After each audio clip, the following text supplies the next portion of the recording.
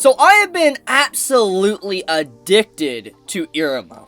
Because let me explain the timeline. Last week, if you saw my video, I decided to sit down and watch Iruma, the anime, you know, the first 2 seasons. And at that time, when I sat down and watched it, I only saw the first 3 episodes previously, like about a year ago. And I decided to rewatch those and then also watch all of season 1 and then all of season 2. And I literally watched the entirety of the series in about 2 days. And then I was debating for about a day to 2 days about if I should sit down and read the manga. And because I can't control myself because of how much I enjoyed the journey of Iruma, you know, the anime, I decided to read the manga. To my surprise, there was like 100 plus chapters to read. So that's quite a bit of content, because to clarify here, you know, the anime, season 1 and season 2, adapts around like 94 to 96 chapters, and there's currently like 200 plus chapters right now. So both seasons were underneath 100 chapters. So I had another 100 chapters to read, which basically means that it's like season 3, season 4 type content if we go that far with the anime, which I'm assuming we will. So I caught up with the manga, and now I'm just left empty because I want more. Like, I legitimately want more of Iruma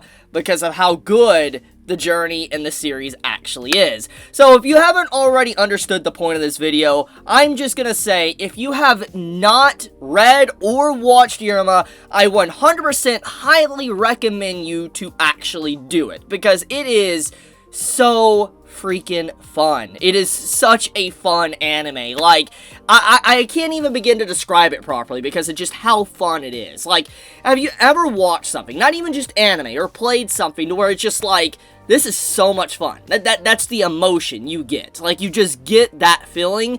That's what I got when I watched Iruma, and then I read the manga. It brings me back. It brought me back to, you know, the early 2000s. I've said this before in previous videos, but it's just like, it brings me back to those simpler, earlier times of anime where, you know, you had this fun stuff. And what's crazy is that Iruma is just high quality as well. Like, the anime in general is just something that really shocks me, because typically when it comes to, let's say, a series like, let's say, Iruma, the first season looks fantastic, it's great, and it blows you away.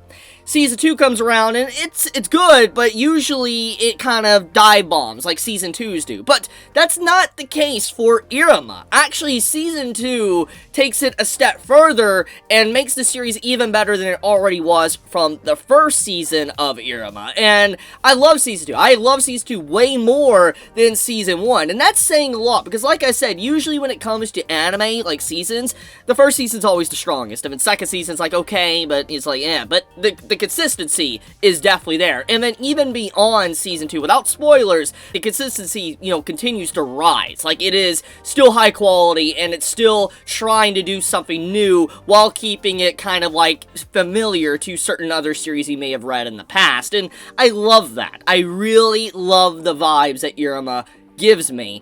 But let's just dive into it. As you know, this is just going to be basically a video of me gushing about Iruma because of just how much I actually enjoyed it. I want to talk about the characters, everything, and just the journey I had. So there's probably going to be some spoilers in this video for some clarification. So I want to talk about Iruma's evil phase. That is something that really stood out to me when I was watching Season 2, and what instantly made me love Season 2 was the evil phase of Iruma. It's sad that we didn't get more of that. I am sad that we didn't get more content with Iruma throughout Season 2 like that, but I guess what makes it enjoyable is that it's a rare thing that pops up. It's like something that, you know, you'll use sparingly, and if you were to overuse it, it would get a little bit annoying. So I am happy that it wasn't overused, but it's just sad because it's really cool seeing Iruma in just such a different way, acting so intelligent, because Iruma is intelligent, yes, but seeing him just, you know, flaunt his intelligence and, you know, how good he is and understanding the demon world, etc. that he's in, it's like, you know, it was a fascinating watch. It was just so different, and the contrast of that entire little mini arc in Season 2 is a really big outliner to everything previously from the series. And I do like the whole outcome of it, and them getting Royal 1, just everything about that arc is so freaking crazy. It's just like, yo, like, seriously, that's why I had to read the manga. That is why I couldn't contain myself, and I had to read the manga, because there's just so much interesting stuff going on. And, you know, when you think about, let's say, the Royal One arc, it, like, showcased Iruma finally stepping up to potentially be the Demon King, which that is something I want to talk about. So, it's been kind of made very obvious, I think, from Season 1 and Season 2, that the series is telling us that Iruma, he's gonna be the Demon King. That it's like, it's clear as day. That is what the series is trying to say. It's not trying to hide it. It's not trying to act like it's gonna be a surprise when it happens. Iruma is being set up for that. And the ending of Season 2 definitely builds into that narrative because of just the whole, you know, Iruma wanting to find out more about the Demon King, questioning why his, you know, grandpa, you know, is not becoming the Demon King right now. Just everything about it, it's leading up into that narrative, and it's not really a surprise if he actually does become one. But the point is that the journey to get there is what is really fun. And it's kind of the same mentality as something, let's say, One Piece, because let's be honest, we all know that one day, when One Piece eventually comes to an end, Luffy's gonna become the Pirate King. That's just common sense. And it's kind of like this with Iruma. We know Iruma's probably gonna become the Demon King, but the journey to get there is what's exciting, and how Iruma overcomes certain trials and tribulations to get there is what really interests me, and that's what the series does. And it does throw in some cliches and, you know, things that you've seen from other series, but it does it in a way to where it's not distasteful, or it makes it feel like you're losing brain cells while watching it. I do appreciate the series for respecting my intelligence when I, in due fact, watch it. Which, by the way, that is something I do want to talk about, and that is some of the cliches, and also some of the things that kind of use the mold of typical, let's say, slice of life series and romance series, but kind of turns it on its head and actually makes it fun. Example, let's say the entire park scene. You know, the entire group going to an amusement park and having a good time. You know, this is a traditional thing you would see in, let's say, a slice of life anime. What happened in Season 2. You know, the characters going to an amusement park. However, thanks to this being in a fantasy setting and it's, you know, Iruma, you know, it had it to where the whole, like, battle broke out and you had action fantasy going on while also enjoying a park. And I do like that little twist there because it keeps it familiar to core themes that you would normally see from a slice of life, but it does it in such a unique manner that I'm just left in awe. I'm like, yo, this is a really good way to kind of use cliches and make it something actually enjoyable. But obviously there is a lot more going on than just besides that. We also have the stuff with, let's say, the water park with Amari and Iruma, and this is the traditional, oh, we're gonna have the date. That's something you typically have in a series like this. If you've ever, let's say, watched a rom-com, slice-of-life romance series, or anything kind of like Iruma, like, let's say, Rosario Vampire, then you're definitely gonna see some similarities. Like, there always needs to be, like, a water park episode with the fan service, and, you know, just the date scene with the main male character and the main female character. And I love that entire, like, one of the final episodes of Season 2, where Amari and Iruma do get to actually have that awaited date scene, because it's not something that's actually used often, because up to that very point of that episode in Season 2, you know, Amari and Iruma, they do have, like, some moments together, but it's not overused to the point where she's the main frontline focus all the time. Like, that's something that the series does very differently as well, is that she is used sparingly, Amari is. She's there, she has a presence, and you can definitely feel the love that she has growing for Iruma, but at the same time, it doesn't feel like it's just forced on top of you where you're supposed to be like, yes, I understand, they're in love and all that. It's not forced on you. And when you do have scenes that focus on them, it's so far in between that you're able to enjoy it. And that's kind of like the same opinion I had on the evil phase Iruma, is that the writer of Iruma knows how to space things out to where it feels like it's not being reused over and over,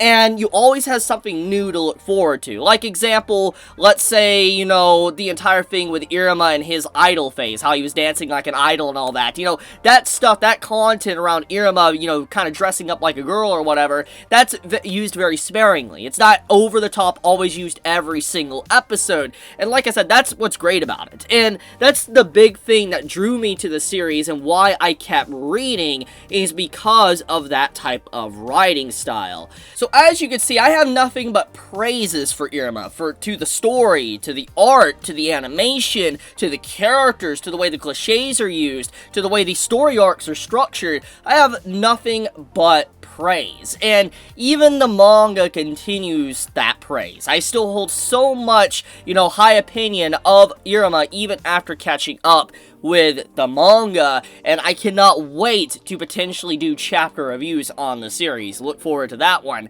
But, I think that Iruma is a solid series, and now I understand why it's had 2 seasons, and it's going to be having a 3rd season, because it's, I think, popular. I don't know, whoever is working on the series, like, just the whole team that is working on it, clearly loves this series. Like, they really, really love this series so much, so dearly, that they're giving it their absolute A-game. Because, seriously, I'm not gonna lie, like, everybody talks about other series from, like, the previous seasons, like, let's say To Your Eternity, Tokyo Revengers, etc., Vivi, there's a lot of series that do stand out, but what's sad to me is that Iruma is always kind of under the radar. It's very underrated. I feel like people that have watched it know how good it is, but I feel like everybody that hasn't seen it, they're just like, just a typical fantasy, rom-com, romance thing going on, probably it's a fan service. That's probably the general opinion that people probably have of it, which is sad, because I feel like the series is so underappreciated and underrated because of how fantastic it is and how high quality it is, but barely anyone talks about it. That's what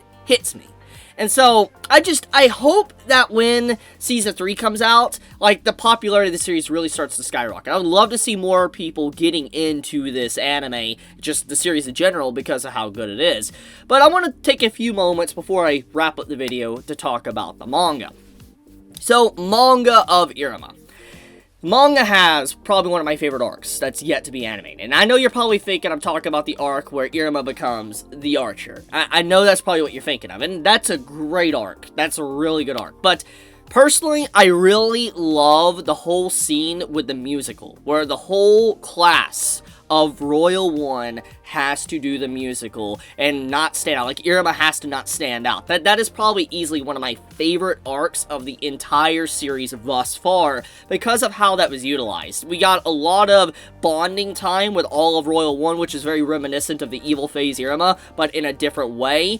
And I like seeing Iruma kind of take a back seat for the other characters to actually shine. It was a good arc, and I do like how the second half of the series, like, Chapter 100 plus, really tries to bring all the other class members of Royal One into the fold, into the spotlight, instead of just being, let's say, an Iruma, Az, or Clara, like, focus, or Amari focus. You have the other characters taking the spotlight and getting some development, and you get more time spent with them, and there's been a lot of changes within the story with the manga, and I like how certain other characters have really gotten the actual spotlight they deserve. And another thing that does need to be mentioned, though, and it's the only complaint I have with the series, it's only one complaint, and that is, I want Iruma to reveal his human self to everyone in there. I feel like if he was to reveal it, everybody would accept him at this point, especially in the manga.